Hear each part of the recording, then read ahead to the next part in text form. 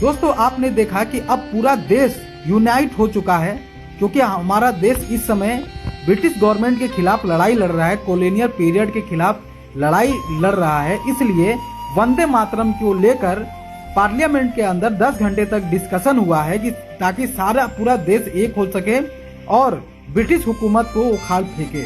इसका डिस्कशन इसीलिए हुआ है शायद, क्योंकि अभी इसका डिस्कशन क्यों किया गया मुझे और कोई जरूरत तो इसकी लगती नहीं है। दोस्तों वंदे मातरम पर डिस्कशन हुआ तो मैं भी अपना कुछ ज्ञान आपको देना चाहता हूँ। दोस्तों आपको पता होगा कि 1857 में पहली बार क्रांति हुई हमारे देश में। बंकिम चंद्र चटर्जी ने 1875 में वंदे मातरम लिखा। ये चीजें इसलिए लिखी गई ताकि नेशनलिज्म की भावना सबके अंदर आ सके, क्योंकि 1789 में जब फ्रेंच रेवोल्यूशन हुआ उस समय ला मार्सेले का एक सॉन्ग लिखा गया वहां पर, जिसको गाकर इतना बड़ा फ्रांस पहली बार क्रांति हुआ फ्रांस के अंदर। फिर इटली के अंदर क्रांति हुआ, जर्मनी के अंदर क्रांति हुआ। तो जितनी भी क्रांतियां हुई उसमें इन सब चीजों का बहुत बड़ा रोल था।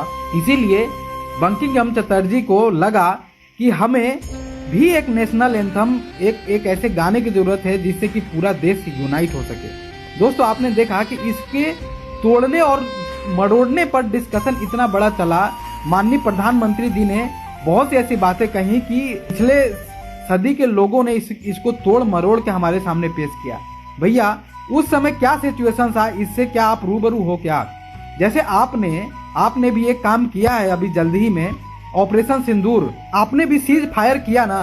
सीज फायर करने की क्या जरूरत थी? आपसे भी इतिहास में बाद में सवाल पूछा जाएगा। उसी तरीके से उस समय कोई प्रॉब्लम रहा होगा, कोई जरूरत पड़ी होगी, तभी जाकर उसमें अमेंडमेंट किया गया।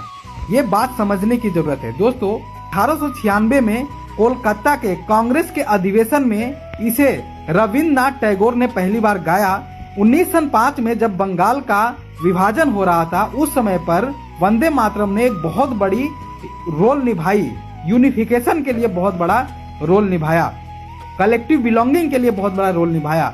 दोस्तों ये सॉन्ग इसलिए गाया गया था ताकि अलग अलग जगह के लोगों को के अंदर कलेक्टिव बिलोंगिंग की फीलिंग्स जगाई जा सके, इसलिए शायद इस गाने को लिखा गया था। लेकिन आज इस पे डिस्कशन करके क्या कहना चाह रहे हैं? डिस्कशन किया आपने तो पहले आपको देश को बताना चाहिए था कि उस समय इसको इस वजह से, इस रीजन से गाया गया था।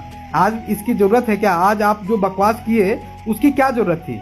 मेरे हिसाब से कोई जरूरत नहीं थी। अभी पश्चिम बंगाल में इलेक्शन आ रहा है, शायद इसलिए इस वंदे मातरम का डिस्कशन पार्लियामेंट के अंदर किया गया। मेरे हिसाब से ऐसा ही लगता है। आप क्या कहना चाहते हैं कि वंदे मातरम क्यों गाया गया?